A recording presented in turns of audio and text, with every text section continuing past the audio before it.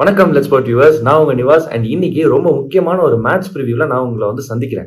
India versus New Zealand. இந்த ICC champions trophy 2025 கடைசி group stage போட்டி மட்டும் இல்லாம குரூப் ஏனுடைய கடைசி போட்டி. இந்த போட்டியினோட முக்கியத்துவம் என்ன அப்படின்னா, இந்த போட்டியில ஜெயிக்கிறவங்க, அதாவது இந்த மேட்ச்ல ஜெயிக்க போறவங்க குரூப் ஏல ஃபர்ஸ்ட் இருப்பாங்க. அவங்க செமிஃபைனல்ல போயிட்டு குரூப் பில செகண்ட் இருக்கிற டீமோட ஆடுவாங்க. அண்ட் ரிவர்ஸா அப்படியே இந்த மேட்ச்ல தோக்குறவங்க குரூப் ஏல செகண்ட் பினிஷ் பண்ணுவாங்க. அவங்க செமிஃபைனல் போயிட்டு குரூப் பில ஃபர்ஸ்ட் இருக்கிற டீமோட ஆடுவாங்க. இதுதான் இந்த மேட்ச்னுடைய சிக்னிபிகன்ஸ். அண்ட் இவ்வளவு சிக்னிபிகன்டான, இவ்வளவு ரொம்ப ஒரு முக்கியமான ஒரு மேட்ச்ல நம்ம நியூசிலாண்டை சந்திக்கிறோம் அப்படின்றது ரொம்ப ஒரு த்ரில்லிங்கான ஒரு விஷயம். காரணம், நியூசிலாந்து ஈஸி ஆப்போசிஷன் கிடையாது. நியூசிலாந்து ரொம்பவே கஷ்டமான ஆப்போசிஷன். காரணம், அவங்க கிட்ட இருக்கிற top class batsman and top class spinners. Indian batsman ரீசெண்டா ஸ்பின்னர்ஸ் கிட்ட தருமாறி இருக்கிறாங்க அப்படின்றத நம்ம பார்க்கும்போது நியூசிலாந்து ஒரு மிகப்பெரிய ஒரு தடையா இருப்பாங்க இந்தியா ஒரு அன்பீட்டன் ரன்ல இந்த சாம்பியன்ஸ் ட்ரோஃபிய ஜெயிக்கிறதுக்கு. இப்ப இந்த மேட்ச்ல இன்னொரு முக்கியமான ஒரு விஷயம் பார்த்தோம் அப்படின்னா, இது நடக்கிறது துபாயில. நம்ம எல்லாருக்குமே தெரியும், இந்தியா இந்த டோர்னமெண்ட் ஃபுல்லாவே துபாயில தான் விளையாட போறாங்க அப்படின்ட்டு.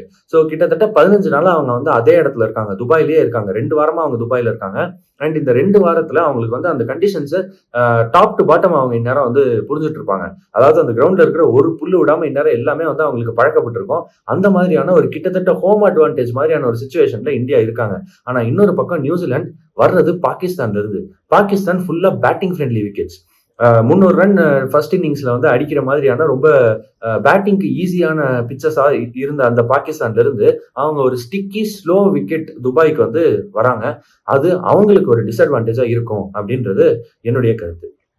இப்ப நம்ம துபாயில தான் மேட்ச் விளையாடுறாங்க அப்படின்றத சொன்னோம்.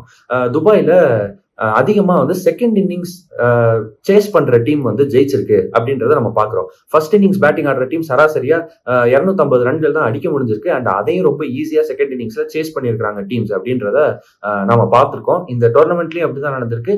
இதுக்கு முன்னாடியும் அந்த கிரவுண்ட்ல நடந்த மேட்சஸ், ஓடிஐ மேட்சஸ் எல்லாத்துலயுமே கிட்டத்தட்ட இந்த மாதிரி பேட்டர்ன் தான் இருந்திருக்கு அப்படின்றத நம்ம பாக்குறோம். இந்த மேட்சும் எந்த விதத்திலுமே வித்தியாசமா இருக்காது. இந்த மேட்ச் ஒரு ஹை ஸ்கோரிங் மேட்சா இருக்குமா அப்படின்னு கேட்டா கண்டிப்பா இல்ல. ஒரு லோ ஸ்கோரிங் த்ரில்லரா இருக்கிறதுக்கான வாய்ப்புகள் ஜாஸ்தி. இன்ஃபேக்ட் அதை விட ஒரு படி மேல போனா ஒரு லோ ஸ்கோரிங் ஒன் சைடட் கேமா இருக்கிறதுக்கான வாய்ப்புகளும் ஜாஸ்தி. இப்ப அந்த 2 டீம்ஸை பத்தி பார்த்துருவோம். பிளேயிங் 11 பத்தி பார்த்தோம் அப்படின்னா, ஒரு நியூசிலாந்து சூப்பரான ஒரு ஃபார்ம்ல இந்த டோர்னமெண்ட்ல விளையாடிட்டு இருக்காங்க அப்படின்னு நான் நினைக்கிறேன். இதுக்கு முன்னாடியுமே, இந்த டோர்னமெண்ட்டுக்கு வர்றதுக்கு முன்னாடியுமே நியூசிலாந்து அற்புதமா பெர்ஃபார்ம் பண்ணியிருக்காங்க. இந்த டோர்னமெண்ட்லயுமே அதே ஃபார்மை அப்படியே ரீடைன் பண்ணி சூப்பரா ஆடி இருக்காங்க. அவங்க பேட்டிங்ல ஒரு வில் ஓவர் ஒர்க் புதுசா உள்ள வந்தாரு ரச்சின் ரவீந்திரா காயமடைஞ்ச காரணத்தினால. அவர் உள்ள ஒரு 100 அடிச்சாரு முதல் மேட்ச்ல. 2வது match Rachin Ravindra fit to play அப்படின்னு சொன்னதும் டேரில் மிச்சலுக்கு ஒரு சின்ன இன்ஜுரி நடந்துச்சு. அதனால ஒரு ஈஸி ரீப்ளேஸ்மெண்டா டேரில் மிச்சல் வெளியில எடுத்து ரச்சின் ரவீந்திரா ஆடினாங்க. ரச்சின் ரவீந்திரா இது வரைக்கும் ஓபனர் ஆடிட்டு இருந்தவர் திடீர்னு சாம்பியன்ஸ் ட்ரோஃபி மாதிரி ஒரு பெரிய ஸ்டேஜ்ல மிடில் ஆர்டருக்கு தள்ளப்பட்டாலும் அந்த மிடில் ஆர்டர்ல நம்பர் 4ல ஒரு சதம் அடிச்சாரு. செமையான ஒரு பிரில்லியண்டான ஒரு இன்னிங்ஸ் ஆடினாரு பங்களாதேஷோட. இந்த மாதிரி 2 டாப் டேலண்ட்ஸ் இந்த டோர்னமெண்ட்ல நியூசிலாந்து கண்டுபிடிச்சிருக்காங்க. ஆர் அட்லீஸ்ட் அந்த டாப் டேலண்ட்ஸ் பெரிய ஸ்டேஜ்ல, இந்த மாதிரி வேர்ல்ட் கப் இல்ல சாம்பியன்ஸ் ட்ரோஃபி மாதிரி பெரிய ஸ்டேஜ்லயும் சூப்பரா பெர்ஃபார்ம் பண்றாங்கன்றத கண்டுபிடிச்சிருக்காங்க அப்படின்றது நியூசிலாந்துக்கு ஒரு மிகப்பெரிய ஒரு நல்ல விஷயம் அப்படின்னே சொல்லலாம். இப்போ நம்ம வில் யங்க பத்தி பேசணும். வில் யங், ரச்சின் ரவீந்திரா இவங்க 2 பேரும் கண்டிப்பா டீம்ல இருப்பாங்க அப்படின்ட்டு. வில் யங்குக்கு யாரு ஓப்பனிங் பார்ட்னர் அப்படின்னு பார்த்தா டெவான் கான்வே. டெவான் கான்வே இந்த டோர்னமெண்ட்ல பெருசா ரன்ஸ் எடுக்கல அப்படின்னாலும் இந்தியாவுக்கு எதிராக நல்லா பெர்ஃபார்ம் பண்ணக்கூடிய சான்ஸ் இருக்கு. ஸ்லோ விக்கெட்ஸ்ல டெவான் கான்வே கொஞ்சம் நல்லாவே பெர்ஃபார்ம் பண்ணுவாரு. இந்த விக்கெட் அவருக்கு ஏத்த மாதிரி இருக்குமா அப்படின்றத பொறுத்து இருந்து பார்ப்போம். நம்பர் 3ல Kane Williamson. Similar story, experienced batsman. ஆனா இந்த டோர்னமெண்ட்ல இது வரைக்கும் ரன்ஸ் எடுக்கல. இந்தியாவுக்கு எதிராக ரன்ஸ் எடுப்பாருன்னு நான் நினைக்கிறேன். என்ன நடக்குது அப்படின்றதையும் பார்ப்போம். நம்பர் 4ல ரச்சின் ரவீந்திரா, நம்பர் 5ல Tom Latham. 2 left handers 4 and 5ல வராங்க. 2 பேருமே அற்புதமான பிளேயர்ஸ் ஆஃப் ஸ்பின். ரொம்ப முக்கியமா 2 பேருமே ஸ்வீப் ஆடிக்கிட்டே இருப்பாங்க. ஸ்பின்னர்ஸுக்கு ரொம்ப கஷ்டமா இருக்க போது இந்த மிடில் ஆர்டருக்கு பவுலிங் போட. இவங்களுக்கு அப்புறம் வரப்போறது யாரு அப்படின்னு பார்த்தா கிளென் பிலிப்ஸ். கிளென் பிலிப்ஸ் என் பர்சனல் ஃபேவரட். ஃபீல்டிங்ல பாஞ்சு கேட்ச் பண்ணுவாரு, ஃபீல்டு பண்ணுவாரு, பவுண்டரிஸ் தருப்பாரு, எல்லாமே பண்ணுவாரு.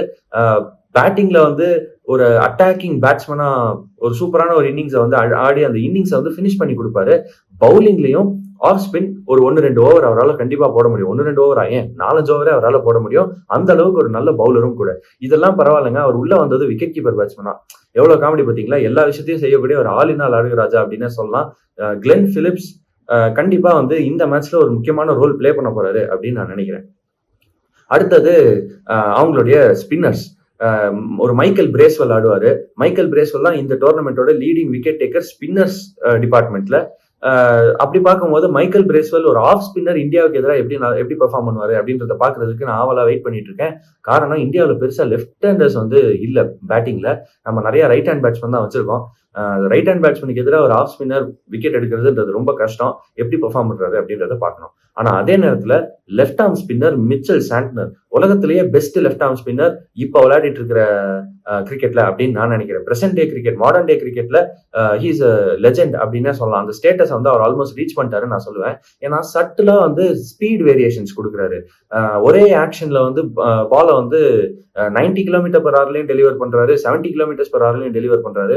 அந்த மாதிரி ஒரு மேசிவ் டிஃபரன்ஸ் ஸ்பீட்ல வந்து ஒரே ஆக்ஷன்ல காட்டுறாருன்றது வந்து பேட்ஸ்மேனுக்கு வந்து ஆடுறதுக்கு ரொம்ப கஷ்டமா இருக்கு.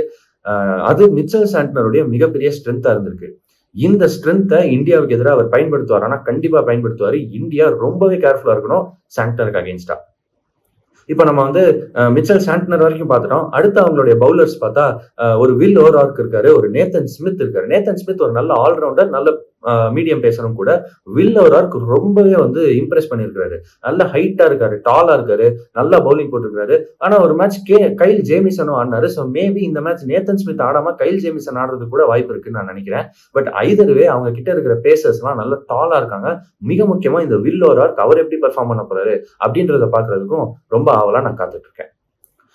கடைசியா அவங்களுடைய 11, அதாவது 11th பிளேயர் அவங்க டீம்ல யாரா இருக்க போறாங்க அப்படின்றத பார்த்தோம் அப்படின்னா அது வந்து மேட் ஹென்ரியா இருக்க போகுதுங்க.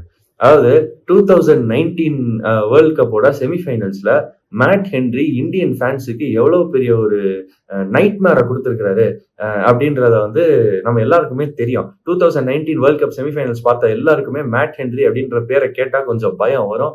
அந்த பயம் எனக்கும் இருக்கு. துபாயில ஏர்லி ஆன் பால் ஸ்விங் ஆகும், சீம் இருக்கும். ஸோ ஏர்லி ஆன் பேட்டிங் ஆடுறதுக்கு ரொம்ப கஷ்டமா இருக்கும். தப்பி தவிர இந்தியா ஃபர்ஸ்ட் பேட்டிங் ஆடுற நிலைமையில வந்துட்டாங்க அப்படின்னா மறுபடியும் இதே மேட் ஹென்ரி வந்து நம்மளை ட்ரபிள் பண்றதுக்கான எல்லா வாய்ப்புகளும் இருக்கு. அது நடக்காம இருக்கணும்னு நான் நினைக்கிறேன். ஆனா அதுதான் நடக்குமோ அப்படின்னு லைட்டா தோணுது. இப்போ நியூசிலாண்டோட 11 பார்த்துட்டோம். இந்தியாவோட 11 குயிக்கா பார்த்துடலாம். இந்தியாவோட 11 வந்து சுப்மன் கில், ரோஹித் சர்மா, அதுக்கப்புறம் ஒன் டவுன்ல த கிங் விராட் கோலி, அப்புறம் வந்து ஸ்ரேயாஸ் ஐயர் at 4, KL ராகுல் at 5 வருவாரா அப்படின்ற ஒரு கேள்வி இருக்கு. அக்சர் பட்டேல் at 5 வருவாரு. KL ராகுல் at 6, ஹர்திக் பாண்டியா at 7, 8, 9, 10, 11 வந்து நமக்கு Ravindra Jadeja and then Kuldeep Yadav, Shami and Harshit ராணாவா இருக்க போகுது அப்படின்றது நமக்கு தெரியும். இதுல அன்சேஞ்ச்டு 11 ஃப்ரம் போன மேட்ச் தான் போவாங்கன்னு எனக்கு ஒரு சின்ன டவுட் இருக்கு. ஆனாலும் இன்ஜுரி கன்சர்ன்ஸ் இந்தியாவுக்கு இருக்கு. ஏன்னா போன மேட்ச்ல ரோஹித் சர்மா ஒரு ஹாம்ஸ்ட்ரிங் ஸ்ட்ரெயின் வந்து ஃபீல் பண்ணாருன்னு சொல்லிட்டு பாதியில பிச்சை விட்டு வெளியே போனதை நம்ம பார்த்தோம். அதே மாதிரி முகமது ஷமி அவரோட 10 ஓவர் பவுலிங் கோட்டாவையும் கம்ப்ளீட் பண்ணல அப்படின்றதையுமே நம்ம பார்த்தோம். இவங்க 2 பேரும் ஃபிட் டு பிளே. ஆனா மேட்ச் நடந்து ஒரு வாரம் ஆயிருக்கு. அவங்க வந்து ரெக்கவர் ஆயிருக்கிறதுக்கான வாய்ப்புகள் ஜாஸ்தி. ஆனா இவங்க ஃபிட் டு பிளேயா இருப்பாங்களா? அப்படியே இருந்தாலுமே வந்து இந்த மேட்ச்ல எனக்கு ஆல்ரெடி நம்ம வந்து செமிஃபைனல் குவாலிஃபை ஆயிட்டோம் அப்படின்ற இந்த பட்சத்துல வந்து இவங்க ஆடுவாங்களா மாட்டாங்களா? டீம் வந்து மேபி செமிஃபைனல்ஸுக்கு இவங்களை ரிசர்வ் பண்ணி வைக்கலாம் அப்படின்னு சொல்லி ரெஸ்ட் பண்றதுக்கான வாய்ப்பு இருக்கு. அந்த மாதிரி நடந்தா ஒரு ஹர்ஷ்தீப் சிங் ஷமிக்கு பதிலா ஆடுவாரு அப்படின்னு நான் நினைக்கிறேன். ஹர்ஷ்தீப் ஷமிக்கு பதிலா ஆடுவாரு அண்ட் ரோஹித்துக்கு பதிலா யார் ஆடுவாங்கன்றதா கொஸ்டின். ஏன்னா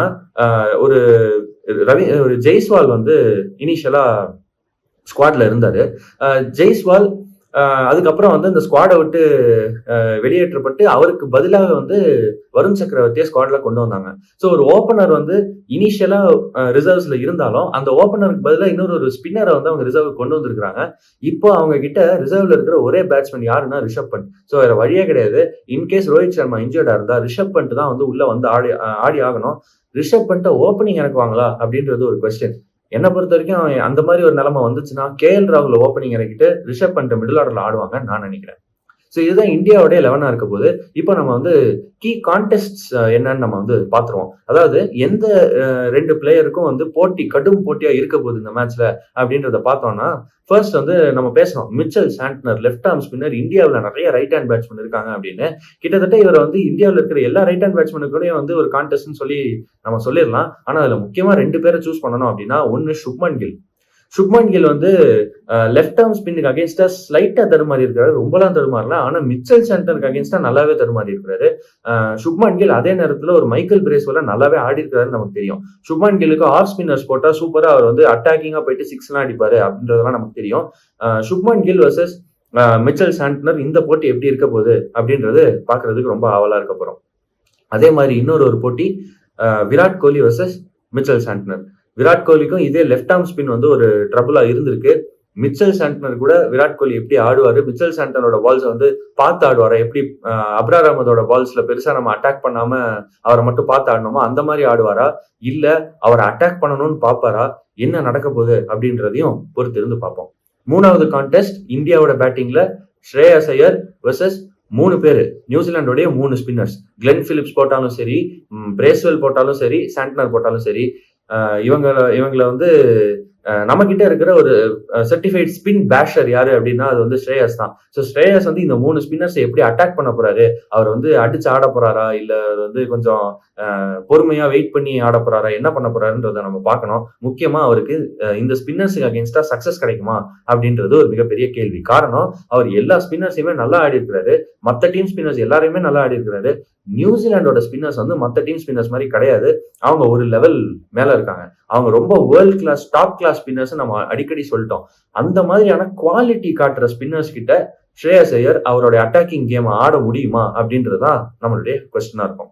இப்ப அடுத்த கான்டெஸ்ட் நியூசிலாண்டோட பேட்டிங் எடுத்து பார்த்தா, கேன் வில்லியம்சன் எனக்கு என்னமோ இந்தியா கூட நல்லா பெர்ஃபார்ம் பண்ணுவாருன்னு தோணுது. ஆனா அவர் விக்கெட்டை எடுக்கிறதா இருந்தா யாரா இருக்கும் அப்படின்னு நான் யோசிச்சு பாக்குறேன். எனக்கு என்னமோ அவர் அக்சர் பட்டேலுக்கும் கேன் வில்லியம்சனுக்கும் ஒரு கடும் போட்டி நடக்க போகுது. அந்த போட்டி யார் ஜெயிக்க போறாங்கன்னு பாக்குறதுக்கு எனக்கு ரொம்ப எக்ஸைட்டிங்கா இருக்கு. இப்ப நம்ம கேன் வில்லியம்சன், அக்சர் பட்டேல் சொன்னோம். இன்னொரு 2 பிளேயர்ஸ் வந்து அவங்க 11 பத்தி பேசும்போது சொல்லியிருந்தோம். Tom Latham and Rachin Ravindra, 2 left handers அந்த மிடில் ஆர்டர்ல இருக்காங்க. அவங்க வந்து நிறைய ஸ்வீப் ஷாட்ஸ் ஆடுவாங்க அப்படின்ட்டு. அவங்களுக்கு எதிராக ஒரு ஜடேஜாவோ ஒரு அக்சரோ பவுலிங் போடும்போது அவங்களுக்கு ஈஸியா இருக்கும்னு நான் நினைக்கிறேன். ஆனா அவங்களுக்கு டஃப் கான்டெஸ்டா இருக்க போறது ஒரு குல்தீப் யாதவ் அப்படின்றதான் என்னுடைய பாயிண்ட். ஸோ இந்த குல்தீப் யாதவ் உடைய அந்த பவுலிங்கை வந்து இவங்க எப்படி ஆடுறாங்க, இல்ல இவங்களோட அந்த ஸ்வீப் ஷாட்ஸை குல்தீப் யாதவ் எப்படி கவுண்டர் பண்றாரு அப்படின்றத பாக்குறதுக்கு எனக்கு ரொம்ப எக்ஸைட்டிங்கா இருக்கு. ஸோ இப்போ இவங்க 2 பேரை பத்தி பேசிட்டோம். லாஸ்ட் கான்டெஸ்ட் நியூசிலாண்டோடைய பேட்டிங்ல Glenn Phillips versus Hardik Pandya. Glenn Phillips attacking ஆடுவாரு, ஹர்திக் பாண்டியா கிட்டத்தட்ட அதே மாதிரி ஒரு பிளேயர் தான்.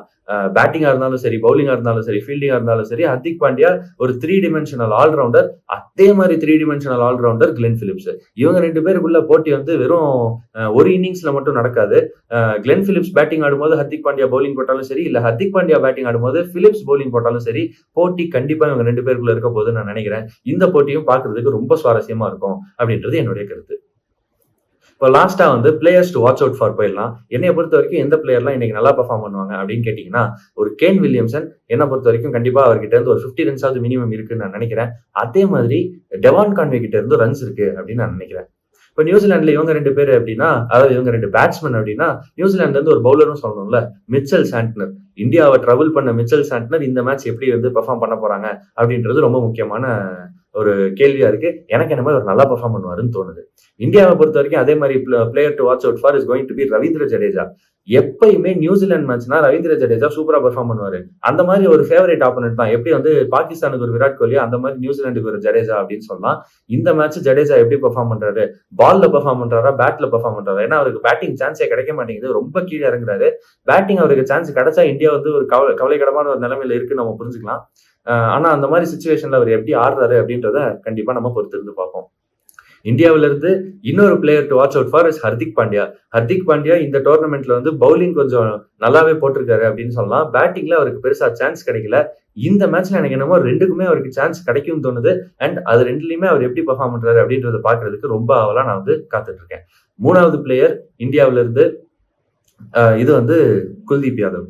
குல்தீப் யாதவுக்கு இது மிகப்பெரிய டெஸ்டா இருக்கும். அந்த மிடில் ஆர்டர் நியூசிலாந்துடைய பெஸ்ட் ஸ்பின் பிளேயர்ஸ் இருக்கிற அந்த மிடில் ஆர்டர். அதுவும் என்னன்னா நியூசிலாந்துடைய பேட்ஸ்மேன் வந்து இந்த டோர்னமெண்ட் ஃபுல்லா அவ்வளவு அழகா ஸ்பின் ஆடி இருக்காங்க. சப்கான்டினென்ட் டீம்ஸை விட பெட்டரா ஸ்பின் ஆடக்கூடிய ஒரு டீமா இருக்காங்க நியூசிலாந்து. இந்த டீமுக்கு எதிராக குல்தீப் யாதவ் பவுலிங் போட்டு விக்கெட் எடுப்பாரா அப்படின்றது ஒரு மிகப்பெரிய கேள்வி. கடைசியா லாஸ்டா வந்து ஒரு விஷயம் என்ன அப்படின்னா, இந்தியா நியூசிலாந்துக்கு எதிராக ஜெயிக்கிறது ஏன் கஷ்டம் அப்படின்னு நான் சொல்றேன்னா, அவங்களுடைய ஸ்பின்னர்ஸ் அந்த மிடில் ஓவர்ஸ்ல போடும்போது நிறைய டாட் பால்ஸ் போடுறாங்க அப்படின்றது இருக்கு. அது அந்த ஸ்பின்னர்ஸ்னுடைய குவாலிட்டி மட்டும் கிடையாது. அந்த ஸ்பின்னர்ஸ் ரொம்ப சூப்பரா போடுறாங்கன்றதுனால நிறைய பால்ஸ் வந்து பேட்ஸ்மேனால அடிக்க முடியாம போகுதுன்றதெல்லாம் உண்மைதான். ஆனா அதையும் தாண்டி பேட்ஸ்மேனால அடிக்க முடிகிற அந்த பால் கூட பவுண்டரிக்கு போகாம இருக்கிறதுக்கு காரணம் நியூசிலாந்துடைய அந்த ஃபீல்டிங். ஒரு கிளென் பிலிப்ஸ் எடுங்க, ஒரு மிச்சல் சாண்ட்னர் எடுங்க, எல்லாருமே top fielders. Even Devon Conway நீங்க யார் எடுத்தாலுமே சரி, அவங்களுடைய ஃபாஸ்ட் பவுலர்ஸ் கூட வந்து பவுண்டரி லைன்லயா இருக்கட்டும், இல்ல 30 யார்ட் சர்க்கிள்லயா இருக்கட்டும், உசுர கொடுத்து ஃபீல்ட் பண்றாங்க. அந்த மாதிரி ஒரு ஃபீல்டிங் சைடு கிட்ட அந்த மிடில் ஓவர்ஸ்ல பவுண்டரிஸ் வரலைன்னா கூட பரவாயில்ல, சிங்கிள்ஸ் வந்து இந்தியா எப்படி ரொட்டேட் பண்ண போறாங்க அப்படின்றது தாங்க என்னுடைய பெரிய கேள்வியா இருக்கு. ஒரு விராட் கோலி, ஒரு சுப்மன் கில், இவங்களோட கேமே வந்து அந்த சிங்கிள் ரொட்டேட் பண்றது. இவங்க அந்த மாதிரி ஆட முடியுமா அந்த மிடில் ஓவர்ஸ்ல? அதுக்கு முதல் அவங்க அவுட் ஆகாம இருக்கணும்ன்றது ஒரு பக்கம். பட் அப்படியே அவங்க விக்கெட்டை வந்து லூஸ் பண்ணலைன்னா கூட அவங்க அதிகமா டாட் பால்ஸ் வந்து விளையாடாம இருக்கணும். அதுக்கு முக்கியமான விஷயம் அந்த சிங்கிள் ஸ்ட்ரைக் ரொட்டேஷன் தான். ஸ்ட்ரைக் ரொட்டேஷன் செய்ய விடாம தடுக்கிறதுக்கு நியூசிலாந்து என்ன வேணாலும் செய்வாங்க. இந்த மாதிரி பிளேயர்ஸால ஸ்ட்ரைக் ரொட்டேட் பண்ண முடியலன்னா தூக்கி அடிச்சு அவுட் ஆகிறதுக்கான வாய்ப்புகள் ஜாஸ்தி. அந்த மாதிரியான ஒரு கடும் காம்படிஷன் நடக்க போது. ஸ்ட்ரைக் ரொட்டேஷன் இந்தியாவுக்கு ரொம்ப முக்கியமா இருக்க போது. நியூசிலாந்துக்கு அது ஆல்ரெடி தெரியும். அதை தாண்டி இந்தியா வந்து அதை எப்படி செஞ்சு முடிக்கிறாங்க அப்படின்றத பாக்குறதுக்கு தாங்க எனக்கு ரொம்ப ரொம்ப ரொம்ப எக்ஸைட்டிங்கா இருக்கு. நான் நிறைய விஷயம் எக்ஸைட்டிங்கா இருக்குன்னு நான் சொல்லிட்டேன். ஆனா இதுதான் எனக்கு ரொம்ப எக்ஸைட்டிங்கா இருக்கு. ஏன்னா ஸ்ட்ரைக் ரொட்டேஷன் நியூசிலாந்துக்கு அகேன்ஸ்டா ஈஸி கிடையவே கிடையாது. ஸோ கடைசியா இந்த மேட்ச் யார் ஜெயிப்பாங்கன்னு நான் நினைக்கிறேன் அப்படின்றத பார்த்தோம்னா, எனக்கு என்னமோ ஒரு 60% நியூசிலாந்து பக்கம் போகணும் அப்படின்னு தோணுதுங்க. ஏன்னா நியூசிலாந்து வந்து ஆல் இன் ஆல் ஒரு ஃபேண்டாஸ்டிக் டீம். அவங்களோட ஸ்பின்னர்ஸா இருக்கட்டும், அவங்களுடைய பேசர்ஸுக்கு பெருசா வந்து எக்ஸ்பீரியன்ஸ் இல்லைனாலும் நல்ல டேலண்ட் இருக்கு. நல்ல டால் பியூட்டிஃபுல் பேசர்ஸா இருக்காங்க. நல்ல பவுன்ஸ் போடுறாங்க, சூப்பரா போடுறாங்க. அவங்க கிட்ட வந்து அந்த டேலண்ட்டும் அந்த ஸ்கில்லும் சூப்பரா எக்ஸ்பிரஸும் ஆகுது அப்படின்னு நான் நினைக்கிறேன். அந்த இன்எக்ஸ்பீரியன்ஸ் இது வரைக்கும் வெளியே தெரியாம பாத்துக்கிறதுக்காக அந்த ஒரு அவங்களோட ஸ்பின் அட்டாக்கும் சூப்பரா பெர்ஃபார்ம் பண்ணிருக்கு. அவங்க வந்து அந்த பேசர்ஸை நம்பி இல்லைன்றதுனால அந்த இன்எக்ஸ்பீரியன்ஸ் வந்து பெருசா வெளியே தெரியலன்னு நான் நினைக்கிறேன். இந்த மாதிரி ஒரு பவுலிங் அட்டாக் வச்சிருக்கிற நியூசிலாந்து பேட்டிங்ல அதை விட சூப்பரா பெர்ஃபார்ம் பண்றாங்க. பெஸ்ட் பேட்டிங் லைனப் இந்த என்டையர் டோர்னமெண்ட்ல, கன்சிடரிங் இந்த என்டையர் டோர்னமெண்ட்டே சப்கான்டினென்ட் கண்டிஷன்ஸ்ல ஸ்பின் ஃப்ரெண்ட்லி கண்டிஷன்ஸ்ல நடக்குது அப்படின்றத பாக்குறப்ப, அதாவது ஸ்பின் ஃப்ரெண்ட்லி கண்டிஷன்ஸ்ல நியூசிலாண்டை விட பெட்டரா வேற எந்த டீமும் பேட்டிங் ஆடல அப்படின்றது சப்கான்டினென்ட் டீம்ஸுக்கு கொஞ்சம் அசிங்கம். அதை நம்ம வந்து புரிஞ்சுக்கணும் அப்படின்னு நான் நினைக்கிறேன். ஒரு பாகிஸ்தான், ஒரு இந்தியாலாம் வந்து எப்பயுமே பெட்டரா ஸ்பின் விளையாடக்கூடிய கண்ட்ரிஸ், அவங்களே வந்து நியூசிலாண்டை விட மோசமா ஸ்பின் விளையாடி இருக்காங்க அப்படின்றது நியூசிலாண்டுக்கு நல்ல விஷயம், நமக்கு நல்ல விஷயம் இல்ல. இதெல்லாம் பார்க்கும்போது எனக்கு என்னமோ 60% நியூசிலாந்து, 40% இந்தியா இந்த மேட்ச் ஜெயிக்கிறதுக்கான சான்ஸ் அப்படின்னு தோணுது. அன்டில் தென் நெக்ஸ்ட் வீடியோ நான் உங்களை வந்து சந்திக்கிறேன். Until then thank you. Please like, share and subscribe. இந்த மேட்ச் யார் ஜெயிப்பாங்க அப்படின்றத கமெண்ட்ல சொல்லுங்க. தேங்க்யூ.